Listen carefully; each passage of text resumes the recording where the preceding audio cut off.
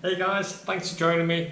Now it's a big one. I've been asked this multiple times, I've seen it on forums, it's something that comes up all the time. And hopefully today we'll give you some answers and give you some direction to be able to pick the perfect shoe. What do I wear for Hyrox? What trainers am I going to wear for the day? So a little bit about me. I've competed at 4 Hyrox events this year. It's been my first season. It's been a fantastic experience. I've absolutely loved it. It's been the first year in the UK. I've managed to do all the UK events and also sneaked into one in Madrid.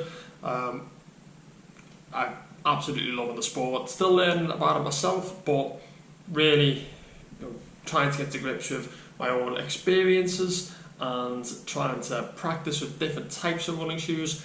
Thankfully, being a runner, I'd say in a past life, I've done a few ultramarathons, triathlons has been my previous sport. I've got a good collection of trainers.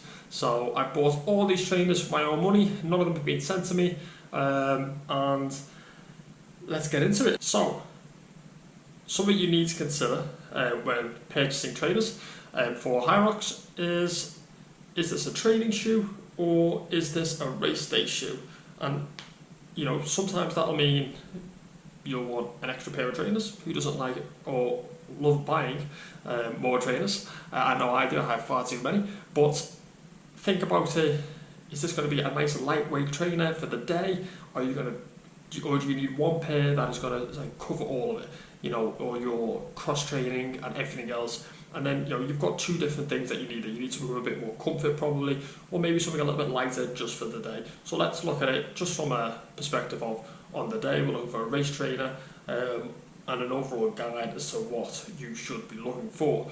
So some of the things you should be keeping an eye out for is the weight of the trainer. Also looking at, do you know what style of runner you are? Have you had that looked at? Do you know? Have you filmed yourself? Have you been for a gait analysis? There's plenty of shops out there where you can go and get filmed and they'll come back to you with a specific type of trainer, pronating, heel striking, mid-foot, forefoot. These are the kind of things that you should probably know before purchasing a trainer, especially if you're a new runner. But bear in mind, most people are heel strikers. That's pretty common. And then you want to be looking for something, a few things in particular to suit your needs. Another thing is the drop of the shoe. Now the drop is, example, the difference between the heel to the toe, and it gives what angle that gives you. So it's not the stack. The stack is what runs through, and they are different. So obviously, different stack height gives you the difference. It usually comes in millimeters. So it's a that's quite important as to what you go for and what you should be looking for. So the drop's really important for performance. It helps you feel the ground underneath, so that's helpful for the sleds. It's great for understanding, potentially injury prevention. So someone who struggles with their Achilles might want to look for something with a bit more of a bigger drop, so like a 10mm. So there's a few different ranges. They come from like 0 up to 14 generally. 0 to 4 is generally quite low, 4 to 8 medium, 8 and above looking at the high range of the drops, and they're all for slightly different reasons. So I know this might sound slightly overcomplicated for a conversation around purchasing trainers, but it's just something to consider, and I'll go through it all so you've got a rough idea and a few examples so you can hopefully go and pick the best one for you on the day. Let's not overcomplicate it too much. If you are a beginner and this is something that you've just clicked on to try and understand a little bit more, comfort is the name of the game. This is a running race. There is 8 kilometers of running, and that's not including the rock zone. Don't forget the rock zone. It always adds up and it always catches people out. So get a pair that you're comfortable in. It's a running shoe. That is my best advice for this. Go and try a few pair out, get out there, give them a go. But let's get into the nitty gritty a bit more. And the big one is grip. What is the grip, and is it going to affect you on the day pushing those sleds? So I've got a few different pairs of trainers here to run through and give you an overview of. I've got a little bit of information for me to you know, so I can provide that to you. I have, I said, I've bought all these trainers myself. None of these have been sent to me. I have tried other trainers such as a few pairs of Puma, New Balance, Solomon for like ultramarathon days, where you know they've got great grip for the track, for the sled. Would I run on them? Probably not on the day. For like that short sharp, they're a little bit heavy, but you know these are just a sample of what I've got here today.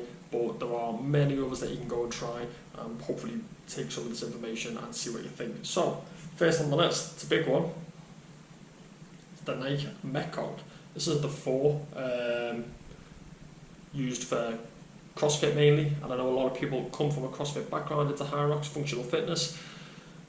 So I thought we'd better start with that and give you an overview. So it weighs in at 317 grams. It's not the lightest shoe. I find it quite bulky. I think it's perfect for deadlifts, you know, box jumps, all that kind of good CrossFit functional movement stuff. But for running, I would give it a comfort of 1 out of 5. It's not very comfortable for running in, especially, I mean, it's great for 400 meters that you might have to do at CrossFit, but overall, I don't find it a comfortable pair of trainers. Speed, what kind of speed, what kind of feel, what kind of responsiveness do you get from it? For me, it's a 2 out of 5. The grip's not bad. I think that's a bit of chalk from 22.1 CrossFit Open. So, yeah. Grip, not bad. Yes, I did chalk my shoes. That's standard CrossFit way of doing things, chalk everything. So overall, how does it perform for Hyrox? More specifically, I'd give it a 2 out of 5. I really would not recommend turning up to a Hyrox event and running it in a pair of Metcons, Nanos, or anything like that. It might work for you, you know, try them out. For me, it's not a good fit for this sport. Next one on my list is, I don't know if I mentioned, which I should have done, the drop on the Metcons is a 4mm. It's a 4mm drop. It's not a bad drop, to be fair. So, you know, just so you know where that stands in the list. The Adidas Ultra Boost 21 is the edition for this one. This is a 10mm drop. It weighs in at 340 grams. It's a little bit heavier. It's a little bit of a heavier shoe. I've used this shoe for years. This type of shoe, not this pair of trainers. I've got multiple colours, multiple versions. I love them. They are super comfortable. The 10mm drop is perfect for anyone who heel strikes. Gives you that little bit of cushion at the back and support. It's a great long distance training shoe, marathon shoe, anything like that. This is what I would run in. So running comfort, 5 out of 5. I don't think they come much more comfortable than a pair of Ultra Boost. Speed, 3 out of 5. It's not overly responsive. It's a little bit heavy at 340 grams, but you know, it's still pretty fast. Grip is fine for Hyrox. Never had any issues. So overall, I'm giving it a 3.5, maybe a 4. 3.5 probably a bit cruel. 4 maybe not quite there because of the speed and the grip. I don't race in it. It's not what I race in for Hyrox, but I do race in it for anything like half marathon, anything over a half marathon distance. This would be my go-to. I do a lot of training, get some training miles, and most of my running is done in these shoes. So definitely worth a look. And if you're looking for an overall, maybe something that is, you know, we've got to buy one pair of trainers for racing and for training. It's not a bad shout. So what have we got next? Complete opposite end of the spectrum. Vivo Barefoot, 0mm drop, absolutely nothing in that, as it says on the tin. Barefoot running style. It is only 180 grams. It's nice and light. It is, you know, it's very responsive as a shoe in terms of you can feel that ground. In terms of grip, I mean, it doesn't come much better. 4 or 5 out of 5 in terms of score. I love this shoe. I love these trainers. I've got 4 pairs of these, I think, at this stage. I do a lot of my training in these in terms of, you know, functional training. I choose these over the Metcons for my functional training. I get in the gym in these. I push the sled in these. I don't do a lot of running in them. I do a bit warm up in them. You know, doesn't give you a lot of support for your Achilles. It does help get you on your forefoot a little bit more. It helps you balance that out a little bit, get you onto your midfoot. There are benefits to that. It's just not something I like to put a lot of strain on and you overuse for running. I'll warm up, I'll cool down, I'll do any walks in them. This is my go-to for that kind of stuff, to try and, you know, have a healthy foot, look after my feet. But do I race in them? No. Speed, 2 out of 5. They're not quick. It's like, you know, say it again. It's like running in your bare feet. Running comfort, 2 out of 5 for the same reason. But the grip is great. So, you know, there's a lot of benefits to these shoes. Would I race in them? No. Overall, maybe a 3 max, 2.5. 3 might be generous, 2.5 might be a bit cruel. But somewhere around there for the out of 5. Great training shoe, maybe not for the day. A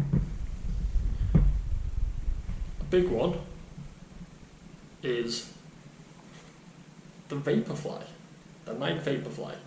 Very popular shoe, super fast. These are brilliant shoes.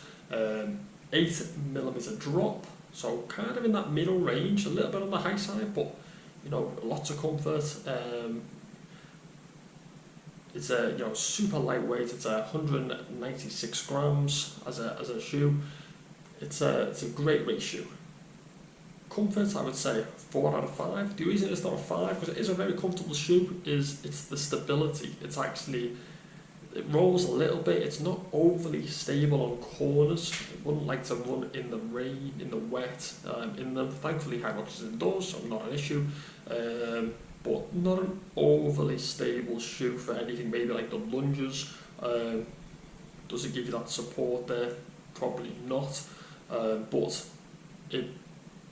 it is very fast. So for speed, I'd give it a 5 out of 5. I don't think they come much quicker. It feels like you're running on, you know, springs. So really quick shoe. Stability is not great for maybe some of the functional exercises. The grip isn't bad. I'd give it a 3 out of 5. It's not designed for this. It's, you know, it's good, but it is a fast shoe. Another problem with this shoe for overall score is the tail. Now, the tail on the back, this point, I know a couple of people who race in these. Now, it might sound petty, but I can't get it to get in the rower. I can't clip that in the back of the rower and get it to stay there. And I know a few people who race them have said they can't get it to stick. Now, if that's in the rower and it won't clip in, and you're pushing and that's moving, I think you're losing transfer of power. I think you're losing, you know, losing watts there coming out of the rower. So for me, I don't race in this. This is not a go-to racing Hyrox shoe. I would race 5k, 10k. I mean, half marathon. I would race anything in these shoes, any running race. I don't think they're ideal for Hyrox, but I'd give them a harsh 3.5. Maybe a 4. They're a really good shoe. Try them. They're not cheap, but give them a blast. They are maybe they work for you. Stability wise, I would check on the lunges. Even if you're in the shop, do a couple of lunges. Everyone loves a cheeky lunge, and see how they feel. But for me, it's a little bit unstable, and that is frustrating for me. I don't like not being able to clip in, but they don't come much quicker. The final shoe I've got for you today is the Hulka Carbon X. It's a 5mm drop. It weighs in at 247 grams, kind of middle ground to most of the shoes. I love the shoe. I think it's really fast. I think it's same as the VaporFly. It's a carbon plated shoe. through the middle. So both of these shoes have that, but the others do not. So that's what makes it probably a little bit quicker. It's the running comfort is a 4 out of 5. It's a pretty stable, comfortable shoe. I don't have any issues stability wise in these for racing. I haven't felt it, so these are a little bit more stable for me.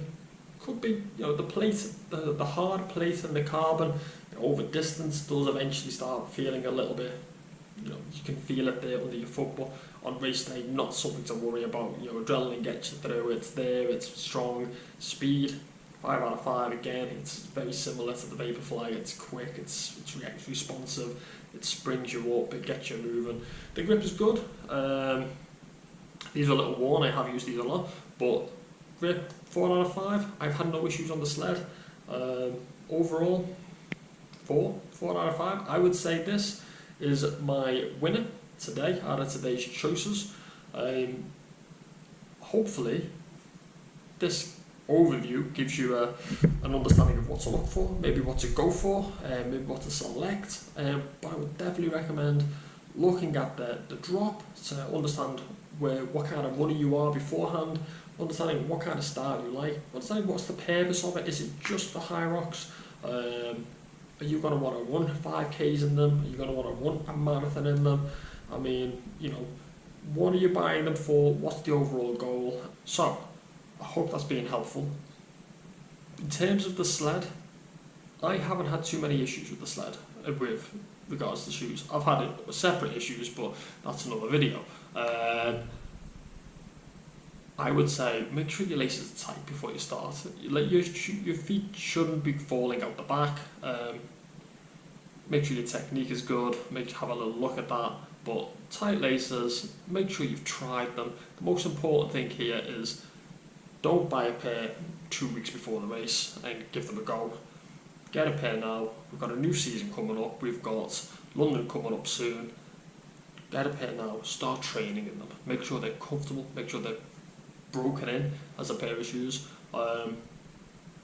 Comfort is the aim of the game. If this is a new sport for you, or even just you're new to functional fitness, it's definitely worth investing in your shoes, keeping them. I know my Carbon X's there are fairly worn, but I use 15 pairs of shoes on it over the course of a week or two that I run through just for different purposes because I've got them.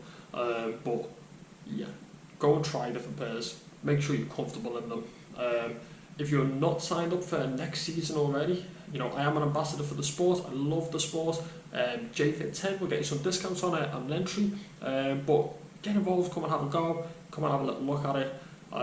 Even if you want to come to London to spectate for now, it's worth coming to have a look at. It's a brilliant sport. It's really taken off, and these are some great selections for shoes. Hopefully some good insight for you. Shoot me a message if you want to know anything else, and I'm happy to do another video on it.